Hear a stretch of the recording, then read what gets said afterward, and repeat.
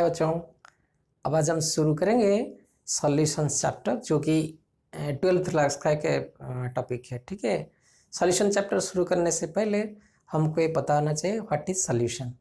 Solution is nothing but the homogeneous mixture of two or more than two substances. Two or more than to substance यानी दो substance होना चाहिए या दो से ज़्यादा है, उसका होमोजेनियस मिक्सचर यानी uniformly they will be mixture. Okay, यार एक अच्छा एग्जांपल है सॉल्यूशंस का। उसमें क्या क्या मिक्सचर है, ऑक्सीजन है, नाइट्रोजन है। ठीक है, तो एयर भी एक सॉल्यूशन है। हम घर में नमक का पानी करते हैं तो वो भी एक सॉल्यूशन है। अगर नमक पानी हम डालते हैं तो it is homogeneously mixed two substances, one sodium and another water, both are uniformly or homogeneously mixed, that is a solution. So solution कितने टाइप के होते हैं? तो सॉल्यूशन के लिए क्या क्या चीज जरूरत है? एक है सॉल्यूट, दूसरा solvent. Solute plus solvent is equal to solution. तो सॉल्यूट और सॉल्वेंट कैसे पहचानेंगे कौन सॉल्यूट है कौन सा सॉल्वेंट है? मान लीजिए we are discussing about only binary solutions in which only two constituents are present, यानी one solute and one solvent, so it is called as binary solutions. So अगर मान लीजिए हम बाइनरी सॉल्यूशंस के बारे में डिस्कस करते हैं, बाइनरी सॉल्यूशंस में क्या होता है, एक सॉल्यूट और एक सॉल्वेंट। तो जो सॉल्यूट कौन सा है, सॉल्वेंट कौन सा है, हम कैसे पहचानेंगे? सॉल्यूट और सॉल्वेंट में दो अगर सब्सटेंस है जिसका क्वांटिटी ज्यादा हो with respect to other, right, जिसका क्वांटिटी ज्यादा हो with respect to other, that will be termed as solvent. मान लीजिए हम लेते हैं कॉमन सॉल्ट और वाटर। कॉमन सॉल्ट किस में डालेंगे? वाटर में डालेंगे। तो वाटर का ज्यादा क्वांटिटी होगा तो that is known as solvent, and solute कौन सा हो गया? Sodium chloride. समझ गए? तो सॉल्वेंट का जिसको उसको कहेंगे जिसका क्वांटिटी ज्यादा होगा, सॉल्यूट से ज्यादा होना चाहिए या जिसका क्वांटिटी ज्यादा होगा दोनों सब्सटेंस में, वही होगा सॉल्वेंट। तो नमक कॉमन सॉल्ट सॉल्यूशन में कौन सा सॉल्वेंट होगा? वाटर। और सॉल्यूट की तो कौन सा होगा? Common salt. ठीक है, तो solute plus solvent is equal to solution. तो ये जो सॉल्यूशन हम इसको क्या बोले? Binary solution, because two substances are present here. अगर तीन सब्सटेंस है टर्शियरी सॉल्यूशन, अगर more than that we can call it as the complex solution. But our sole aim is to discuss all about the binary solutions in this chapter. ठीक है, और solution binary solutions के बारे में हम discuss करेंगे। Again फिर binary solutions can be classified with respect to the states of the substances. हम जानते हैं स्टेट कितना होता है, सॉलिड, लिक्विड एंड गैस। तो हम उसको सॉल्यूशंस को 9 कैटेगरी में डिवाइड कर सकते हैं। हमने एक टेबल यहाँ ड्रॉ किया, देखिए। पहले मैंने लिखा है गैसीय सॉल्यूशन, दूसरा लिक्विड सॉल्यूशन, सॉलिड सॉल्यूशन। गैसीय सॉल्यूशन किसको कहेंगे? जिसमें सॉल्वेंट एक गैस होना चाहिए। सॉल्वेंट इसमें गैस होगा तो उसको हम गैसीय सॉल्यूशन कहेंगे। और लिक्विड सॉल्यूशन किसको कहेंगे? जिसमें सॉल्वेंट लिक्विड होगा। और सॉलिड सॉल्यूशन जिसमें सॉल्वेंट सॉलिड होगा। तो this is the fundamental thing. और ये देखिए मैं लिखा सॉल्यूट, यहाँ सॉलिड और solvent gas, this is gas. Gas gas gas किसमें? Solid solute, gas solvent, liquid solute, gas solvent, gas solute, gas solvent, यानी तीनों में गैस ही सॉल्वेंट है। तो हम इसको क्या कहते हैं? गैसीय सॉल्यूशन। हमने इसका एग्जांपल लेके लेंगे सॉलिड प्लस गैस। अगर गैस सॉल्वेंट लेंगे उसमें सॉलिड डालेंगे तो उसको गैसीय सॉल्यूशन। यहाँ है कैम्फर प्लस N2। कैम्फर आपको मालूम है, that is a volatile substance.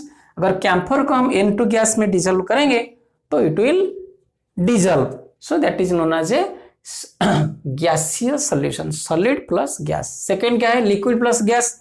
अगर हम क्लोरोफॉर्म को नाइट्रोजन गैस में डालेंगे या डिजोल्व कराएंगे तो इट विल बी डिजोल्व। तो इसको क्या बोलेंगे? Liquid plus gas, that is one type of a गैसीय सॉल्यूशन। यहाँ लिक्विड सॉल्यूट है, गैस सॉल्वेंट है। तीसरा गैस गैस। अगर नाइट्रोजन गैस में हम ऑक्सीजन गैस को डिजोल्व करेंगे तो हो जाएगा, वो होगा क्या? गैसीय solution with respect to gas plus gas, यानी सॉलिड गैस, सॉल्वेंट भी गैस। आपको याद रखना है क्योंकि एग्जाम में आने वाला है। You have to remember this examples. Okay, next liquid solution. Liquid solution में क्या होगा? हमने बोला ना सॉल्वेंट लिक्विड होना जरूरी है। यहाँ देखिए सॉल्वेंट लिक्विड लिक्विड लिक्विड, यहाँ सॉलिड बदला है, सॉलिड लिक्विड गैस। अगर सॉलिड लिक्विड लेंगे तो ये क्या होगा? ना लिक्विड सोल्यूशन, और सॉलिड होगा सॉल्यूट और लिक्विड होगा सॉल्वेंट। इसका एग्जांपल है NaCl plus H2, that is very common. तो NaCl को हम H2 में डालेंगे, H2 हो गया सॉल्वेंट, NaCl हो गया सॉल्यूट। दूसरा लिक्विड, यहाँ क्या होगा, अगर पानी में हम एसिटिक एसिड डालेंगे तो हो गया लिक्विड प्लस लिक्विड। और कितने भी एग्जाम्पल है, अल्कोहल भी डाल सकते हैं वाटर में, जो पोलर होगा उसमें वाटर में डिजल हो जाएगा, तो ये क्या हो जाएगा, लिक्विड प्लस लिक्विड सोल्यूशन। ठीक है। थर्ड क्या हो गया, गैस लिक्विड, लिक्विड में गैस सॉल्यूट के हिसाब से डिजल होगा। तो हमने लिखा है वाटर प्लस O2, हमको मालूम है ऑक्सीजन वाटर में डीजल में कुछ है क्वांटिटी, जैसे कि अभी हमारे कुछ जीव पानी में भी रहते हैं, जैसे मछलियाँ, वो they are extracting the oxygen from the H2O, so O2 is already is dissolve in the water.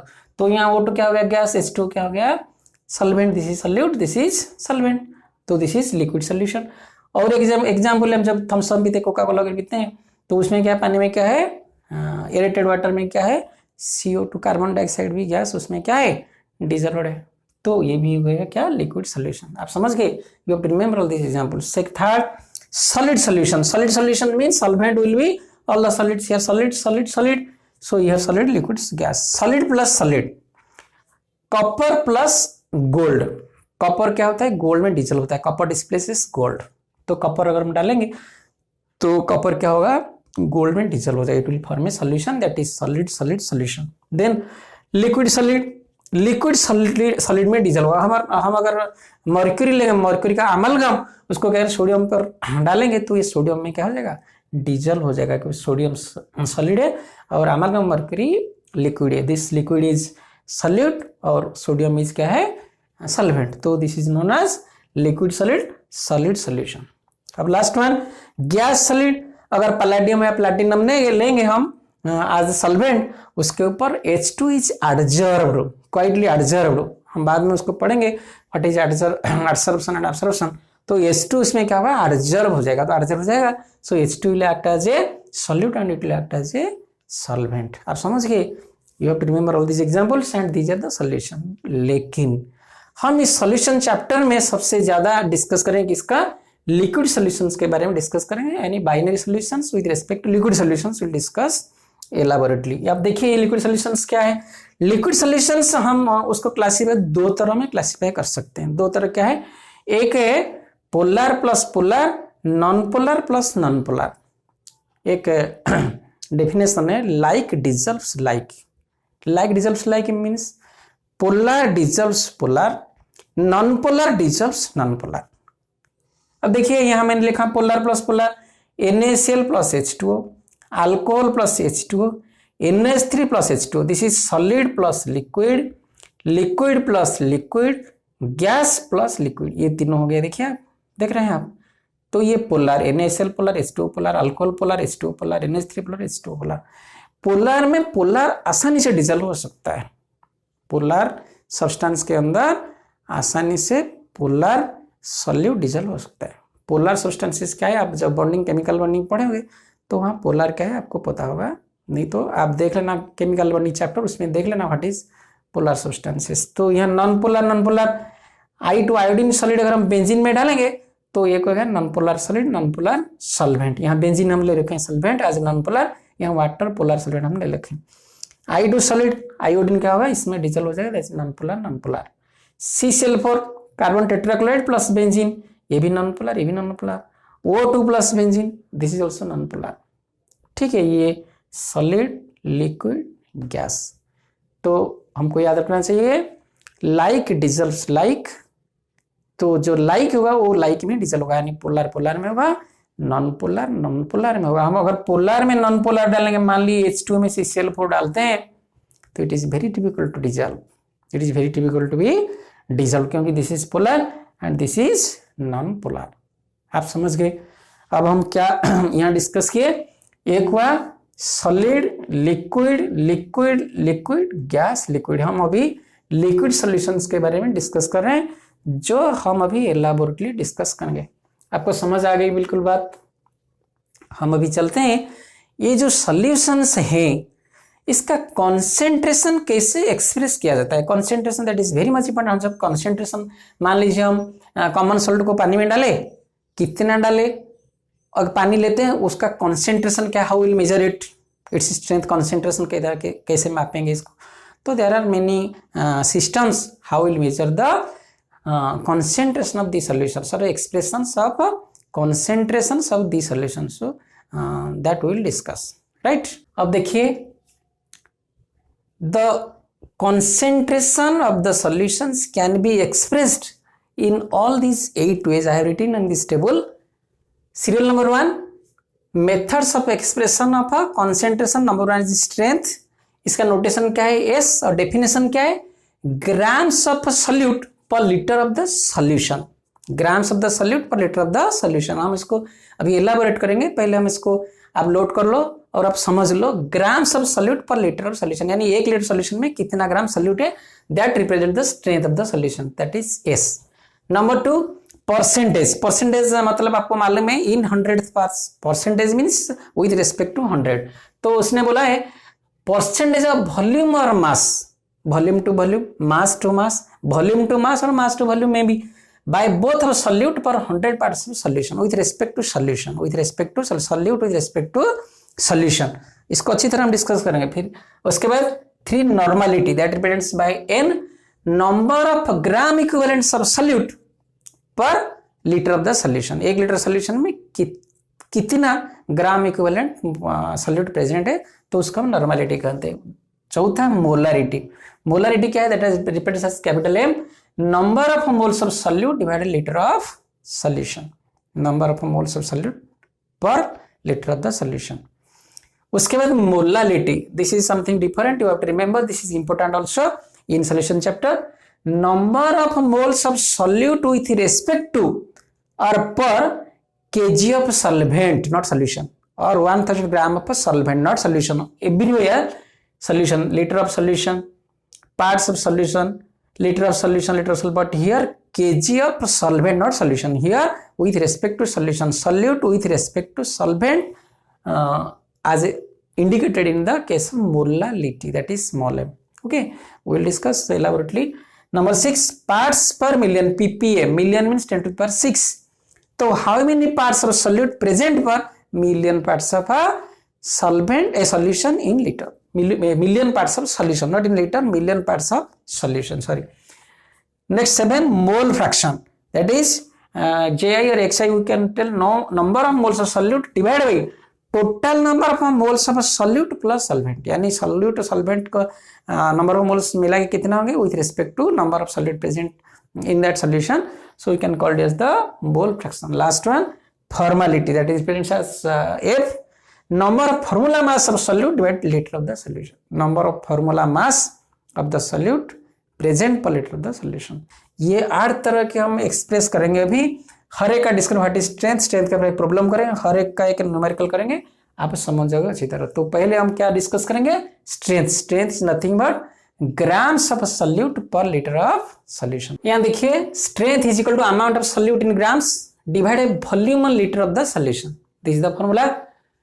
एक क्वेश्चन हम ले रखे हैं numerical, if 2 gram of NaOH is dissolved in 500 millilitre of solution then what is its strength, what is its strength. बिल्कुल आसान सा है। Amount of solute in grams, कितना ग्राम्स यहाँ है 2 ग्राम, तो सॉल्यूट कितना हो गया 2 ग्राम, वॉल्यूम कितना हो गया सॉल्यूशन का, वॉल्यूम ऑफ सॉल्यूशन कितना हो गया 500 मिलीलीटर, लेकिन यहाँ volume in litre 500 millilitre is equal to 1/2 litre, so will put the formula here, amount of solute कितना हो गया 2 डिवाइड बाई वॉल्यूम कितना हो गया 1/2 is equal to 2 into 2 is equal to 4, तो it means 4 grams per litre इसका क्या है स्ट्रेंथ है। इट्स वेरी इजी, इसमें कोई डिफिकल्टी नहीं। हम यहाँ सीधा लिखेंगे amount of solute in grams इतना कितना 2 ग्राम है, और वॉल्यूम इन लीटर, लेकिन यहाँ 500 मिलीलीटर दे रखा है, तो 500 millilitre we have to convert into litre, that is half litre, so 2/1/2 is equal to 4 grams per litre, that is strength of the solution. Okay, concentration of the solution is equal to कितना 4 ग्राम पर litre, right. अब देखो बच्चों, हम solution का strength percentage के हिसाब से निकालते हैं, ठीक है। परसेंटेज के हिसाब से निकालने के लिए 4 तरह के निकलते हैं। Number 1 mass to mass percentage, number 2 mass to volume, third volume to volume, number 4 volume to mass percentage. Mass to mass percentage कैसे निकलते हैं? Mass of solute in grams divide by mass of solution in grams into 100 is equal to W/W percentage. Mass to volume ऐसे ही, mass of solute in grams divide by volume of solution in millilitre, because here grams है तो we have to take the millilitre, into 100 is equal to W/V percentage. इसको ऐसे ही represent किया जाता है, volume to volume percentage, volume of solute in millilitre divided by volume solution in milliliter, both are in milliliter because volume we have taken into 100, that is V/V percentage. Last one, volume to mass percentage is equal to volume of solute in milliliter divided by mass of solution in grams into 100, that is V/W percentage. बच्चों आप लोग देखेंगे, आप भर को medicine आता है, जैसे कोई एंजाइम का मेडिसिन हो या आपके घर में कोई टैबलेट वगैरह आता है, आप उसमें देखेंगे वो मेडिसिन के ऊपर परसेंटेज ऐसे ही लिखा होता है कि इसमें W/V परसेंटेज लिखा होता है या किसमें W/W परसेंटेज लिखा था। आप उसको देख के समझ जाएंगे कि उसका परसेंटेज किसी इसी तरह परसेंटेज एक्सप्रेशन में उसको दे रखा है, ठीक है। और उसमें एक हम न्यूमेरिकल्स करते हैं, न्यूमेरिकल क्या लिखा है, if 5.0 grams of NaCl is dissolved in 100 milliliter solution calculated strength in percentage. ये बहुत आसान है। अभी कितना ग्राम है, 5.0 ग्राम सोडियम क्लोराइड हमने कॉमन सॉल्ट ले रखा है, उसको 100 मिलीलीटर सोल्यूशन में उसका डिजल्व हुआ है। तो यहाँ मास ऑफ सॉल्यूट कितना है, सॉल्यूट NaCl है, तो mass of solute is equal to 5.0 grams, ठीक है। वॉल्यूम ऑफ सॉल्यूशन कितना है, 100 मिलीलीटर है। तो मास टू वॉल्यूम परसेंटेज आप देख लीजिए, मास टू वॉल्यूम कौन सा है, मास टू वॉल्यूम। तो हमने मास सॉल्यूट इन ग्राम्स कितना 5.0, तो वॉल्यूम सॉल्यूशन मिलीलीटर 100 इंटू 100 कितना हो गया 5.0 W/V परसेंटेज। ये बहुत सा आसान है। अब देखो बच्चों, नॉर्मलिटी, नॉर्मलिटी यानी उसको रिप्रेजेंट किया जाता है capital N is equal to number of gram equivalents of solute divided by volume of solution in litre. यहाँ नंबर ऑफ ग्राम इक्विवेलेंट्स क्या है, व्हाट इज ग्राम इक्विवेलेंट, यानी equivalent mass we determine. Number of gram equivalents मतलब total mass उसमें कितना है divide by इसका equivalent mass. तो हमने लिखा we know equivalent weight is equal to molecular mass by either valency हो सकता है, एसिडिटी और basicity according to the given chemical. So number of gram equivalents what will be is equal to mass of salt divided equivalent mass of it. मान लीजिए mass of salt is equal to m divided equivalent to it, okay. तो volume of solution in millilitre is equal to suppose V, तो what will be the formula, so n is equal to m by equivalent weight divided by V by 1000 is equal to m by equivalent weight into 1000 V. This is the formula to determine the normality, you have to remember. So if we are solving a problem, 400 milliliter of a solution contains 1.508 grams of sodium bicarbonate NaCO3, what is its normality, ठीक है। अब यहाँ देखिए क्या क्या दे रखा है, here mass of solute that is m is equal to कितना दे रखा है 1.508 grams, है ना। इक्विवेलेंट मास ऑफ NaCO3 कितना है ना, molecular mass divide by acidity, molecular mass कितना है, Na का 23, H का 1, कार्बन का 12, O3 का 48 is equal to 84 by 1 is equal to 84। तो मॉलिक्यूलर मास ऑफ NaCO3 कितना हो गया 84। तो इसका इक्विवेलेंट मास कितना होगा divide by 1 is equal to equivalent mass. तो मॉलिक्यूलर मास जो है इक्विवेलेंट मास वही है, क्योंकि इसका एसिडिटी कितना 1 है। तो अब वॉल्यूम ऑफ सॉल्यूशन यहाँ कितना दे रखा है 400 मिलीलीटर, यानी V is equal to 400 millilitre दे रखा है। तो हम अभी फॉर्मूला पुट करेंगे m by equal to 8 into 1000 by V। m कितना 1.508 डिवाइड इक्वल टू कितना 84 इंटू 1000 बाई 400। इसको हम अगर कैलकुलेशन करेंगे तो वैल्यू कितना आएगा 0.0448 नॉर्मलिटी। ये बहुत आसान है, बस हम 2-4 अगर आप प्रैक्टिस करोगे आप तो आपको देखना ये बहुत सी आसान है।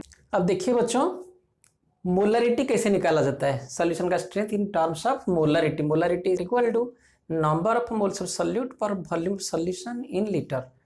तो number of moles of solute इसका मतलब क्या है, number of moles of solute is equal to mass of solute divided its molar mass. अगर कितना मास उसका पता है और उसका मॉलिक्यूलर मास पता है, तो अगर उसका टोटल मास से मॉलिक्यूलर मास बटा कर देंगे तो क्या आएगा number of moles of the solute. और वॉल्यूम अगर भी लें तो लीटर कितना हो जाएगा 1000 बाई V लीटर में। तो हमने यहाँ डाला m बाई कैपिटल M यहाँ ले रखे हैं हमने divide V by 1000 into m by m into 1000 by V। यहाँ m हो गया कितना मास उसमें डाला हुआ है सॉल्यूट, और m उसका molecular mass 1000 by V volume in litre of the solution, ठीक है।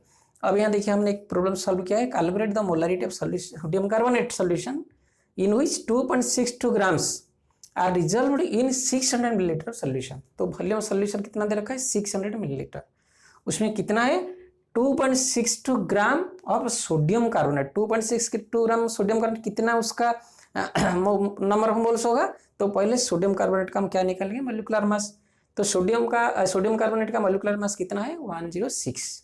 ठीक है, तो हमने लिखा है यहाँ mass of solute m equal 2.62, molecular mass of solute is equal to 106, volume of solution equal 600 millilitre. यहाँ फॉर्मूला हमने डाल दिया m/m इंटू 1/b। m कितना हो गया 2.62, ये क्या एम कैपिटल एम कितना हो गया मोलिकुलर मास कितना हो गया 106 इंटू 1/b, भी कितना हो गया 600 मिलीलीटर। तो हम इसको कैलकुलेशन किया तो वैल्यू है 0.041 मोल। ठीक है, यानी मोलरिटी आ गया इसका इस 0.041 मोलरिटी इसका क्या स्ट्रेंथ है। ठीक है, आप देख रहे हैं इस मोलरिटी में बहुत से ज़्यादा यानी काफ़ी प्रॉब्लम का या काफ़ी स्ट्रेंथ एक्सप्रेशन देखने को मिलता है केमिस्ट्री में।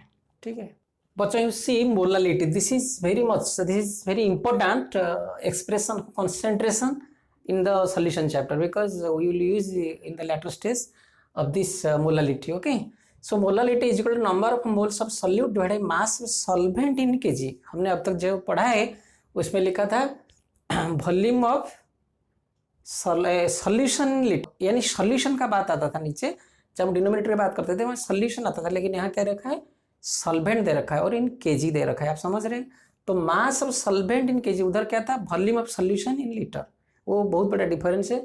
तो हमने क्या किया number of moles of solute हमने पहले निकल चुका, number of moles of solute is equal to mass of solute molecular mass of solute. मान लीजिए W/m, स्मॉल डब्लू हो गया mass of solute, molecular mass capital M, और mass of solvent in gram is equal to capital W मान लीजिए। तो mass of solvent KG कितना है W/1000।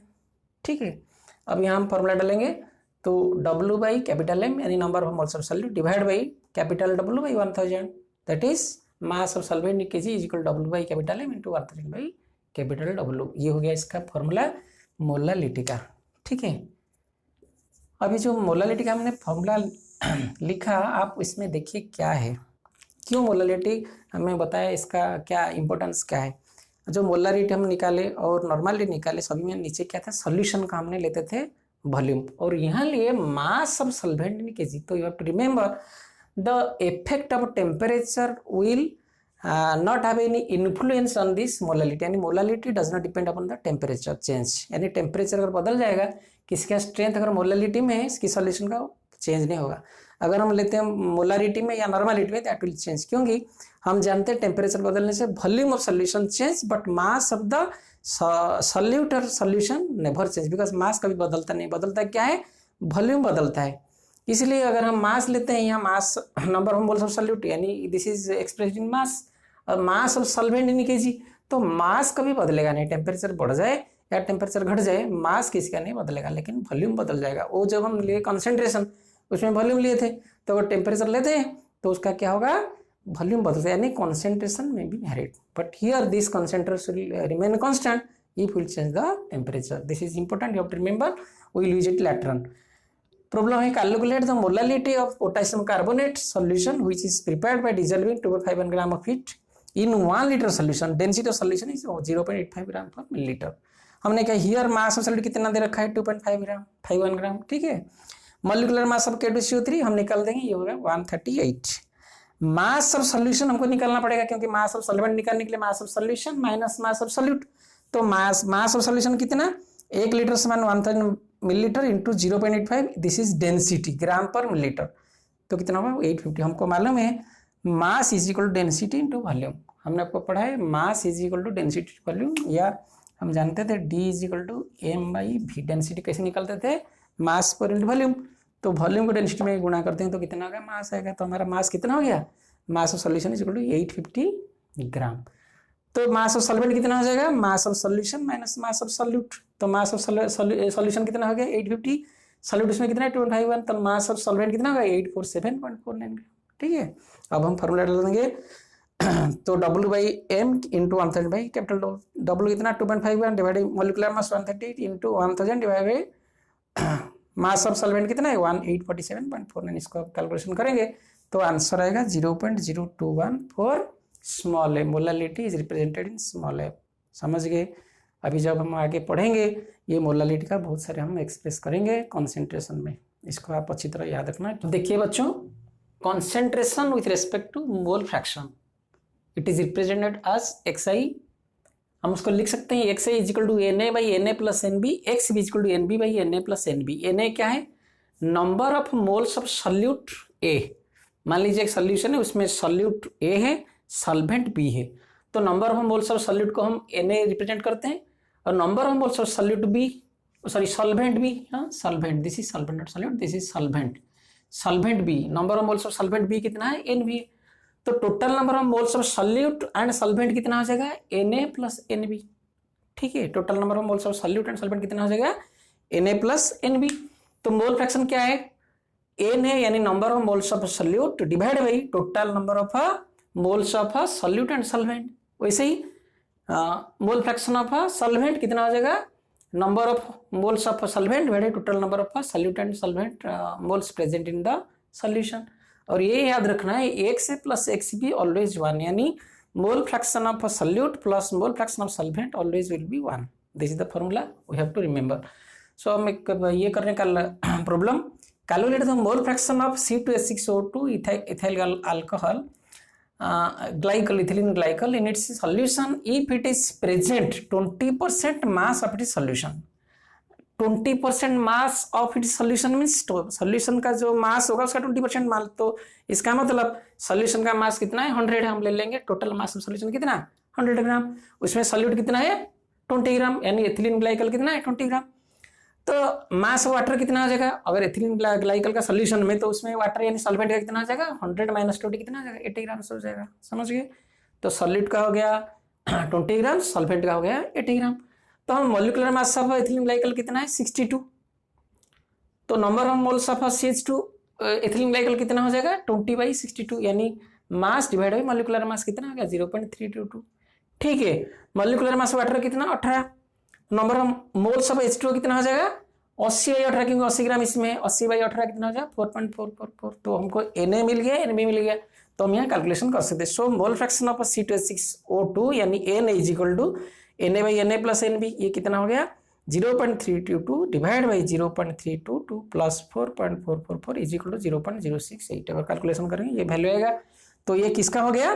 Mole fraction of solute यानी एथिलीन ग्लाइकल का। तो वाटर का कितना हो जाएगा? हम ये फॉर्मूला डाल देंगे, तो 1 माइनस जितना हो गया उसको हम निकल दें 0.932। ठीक है, आप यहाँ भी देखिए मोल फ्रैक्शन ऑफ जब निकलते हैं कॉन्सेंट्रेशन, यहाँ भी हम सॉल्यूशन का कोई ये नहीं लेते हैं, ठीक है, वॉल्यूम नहीं लेते हैं। तो यहाँ क्या लेते हैं? मास लेते हैं, मास ऑफ सॉल्वेंट और मास ऑफ सॉल्यूट। तो मास अगर सॉल्वेंट और सॉल्यूट दोनों है तो ये भी इंडिपेंडेंट ऑफ टेम्परेचर। तो जैसे हम बोला था molality is independent of temperature, mole fraction is also independent of temperature. समझ गए आप? लेकिन मोलारिटी हो या नॉर्मालिटी हो, वो सारे किस टेम्परेचर डिपेंड करेंगे। और एक परसेंटेज में हमने लिया था WAW, वहां भी मास of solute, mass of solvent, mass of solution, वो भी क्या होगा? Independent temperature. 3 हो गया, एक WAW परसेंटेज, दूसरा हो गया मोलालिटी, तीसरा हो गया मोल फ्रैक्शन। ये तीनों इंडिपेंडेंट ऑफ टेम्परेचर, यानी ये कॉन्सेंट्रेशन कभी बदलेंगे ही नहीं, इसका वैल्यू नहीं बदलेगा अगर हम टेम्परेचर बढ़ाते हैं या घटाते हैं। ये आपको याद रखना चाहिए। अब यहाँ देखिए पार्ट्स पर मिलियन यानी ppm में कैसे हम कॉन्सेंट्रेशन को एक्सप्रेस करते हैं। ppm ऑफ ए कंपोनेंट है, यानी एक कंपोनेंट अगर उसमें ए मान लीजिए पानी आ रहा है, पानी में क्लोरीन है, क्लोरीन एक कंपोनेंट है, क्लोरीन का अगर हम ppm निकालेंगे parts per million, million is equal to 10⁶। So ppm of A is equal to mass of component A divide by total mass of solution, जितना सॉल्यूशन होगा इंटू 10⁶। तो हमने एक प्रॉब्लम लिया है, let 1 litre public supply water, अगर एक public supply water आता है उसमें 1 लीटर में कितना क्लोरीन है? 3 इंटू 10⁻³ ग्राम ऑफ क्लोरीन है, तो उसका ppm कितना होगा? तो सीधा से बात है, ppm of chlorine is equal to mass of component है कितना? 3 × 10⁻³ divide by total mass of solution कितना ना 1 लीटर ले रखा है, 1 litre is equal to 1000 millilitre divide 1000 into 10⁻6 is equal to कितना आ जाएगा? 3 हो जाएगा। समझ गए? ये बिल्कुल आसान है, ppm हम निकालते हैं। ठीक है, अब देखिए बच्चों ये लास्ट वन है formality. Formality is nothing but the number of formula mass of solute divided by volume of the solution in litre. ये किस चीज में इस्तेमाल किया जाता है?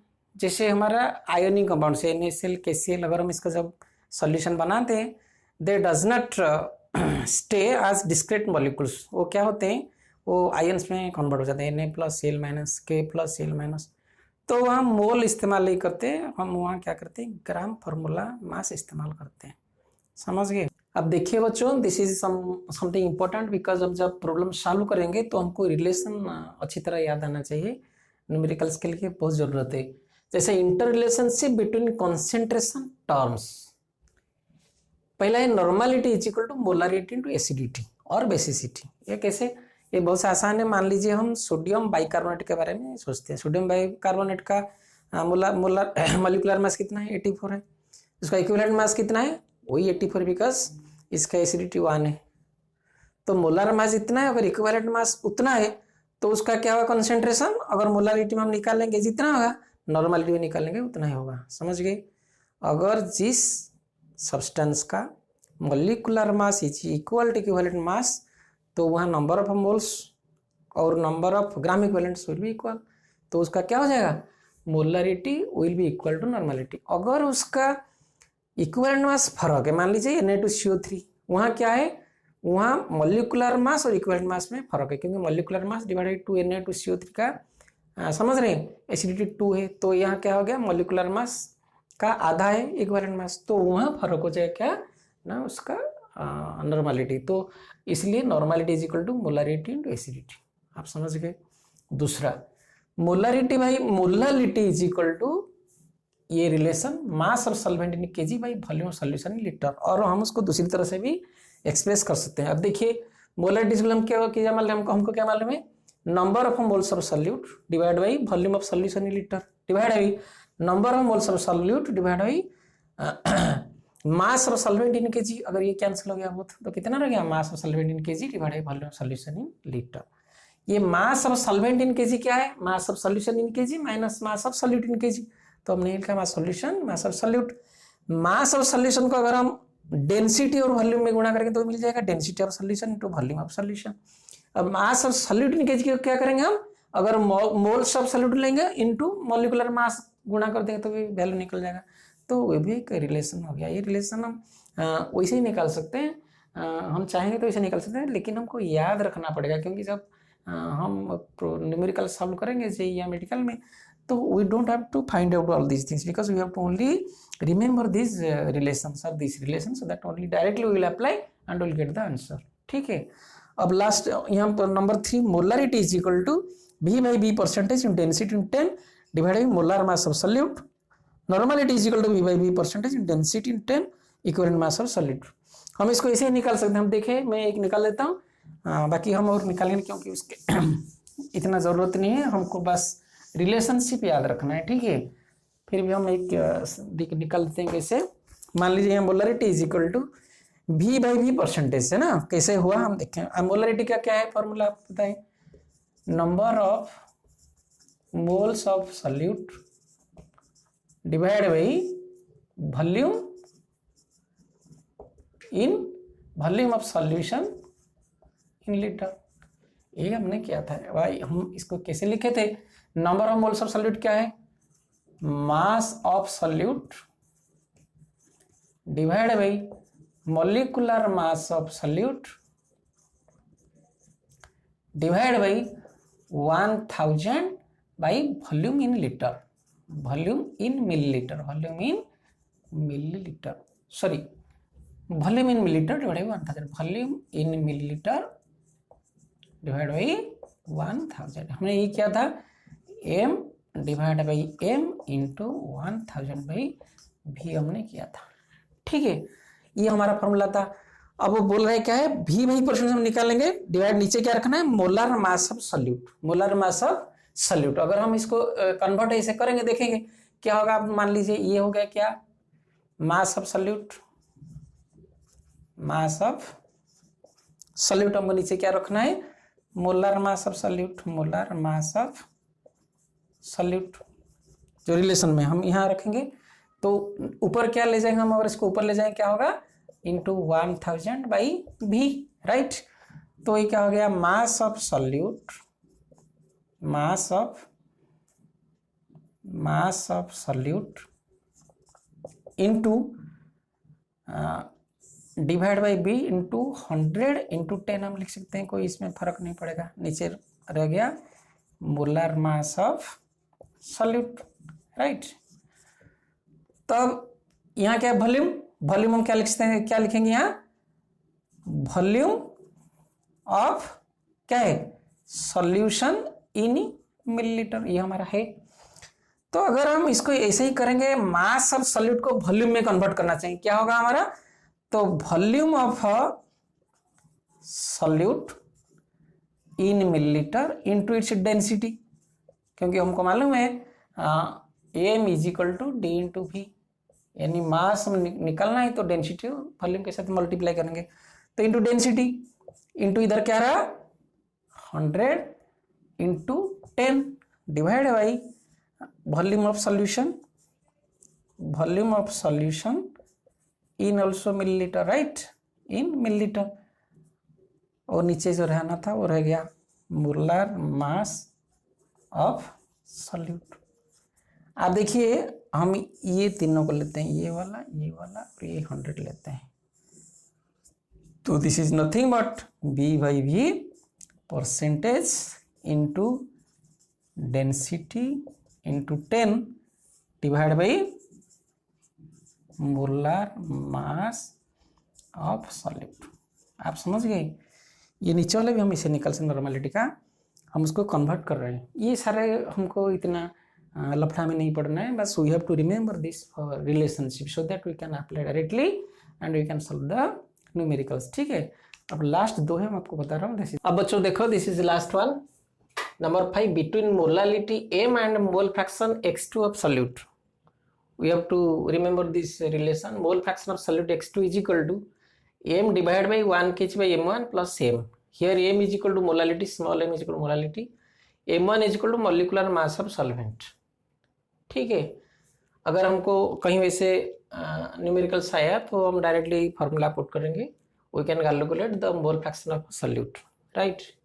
दूसरा आ गया between mole fraction of solute x2 and molarity m of solution, इसके बीच में क्या रिलेशन है ना, mole fraction of x2 solute is equal to capital M1 divide by m whole into m1 minus m2 plus row.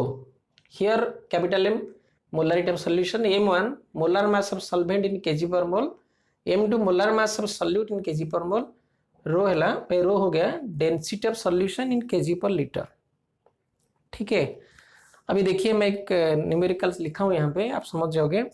Calculate the mole of fraction of an unknown solute in 2.0 mole aqueous solution. Unknown solute एक solution है, उसमें unknown solute है, solute का हमको मालूम नहीं, लेकिन उसका क्वांटिटी कितना है 2.0 molal, means mass of solvent water is कितना 1 kg, क्योंकि आपके सॉल्यूशन है तो मास ऑफ सॉल्वेंट कितना हो गया 1 kg, molar mass of water कितना 18, राइट। तो मोल फ्रैक्शन ऑफ सॉल्वेंट हम कौन सा फॉर्मूला लेंगे, पहले वाला m divide by 1 kg by m1 plus small m is equal to 2.0, it is given, divide 1000 by 18, we have that is molar mass of the water plus 2.0, that is molality of the solution. So we can calculate directly 0.0347. So this is very simple.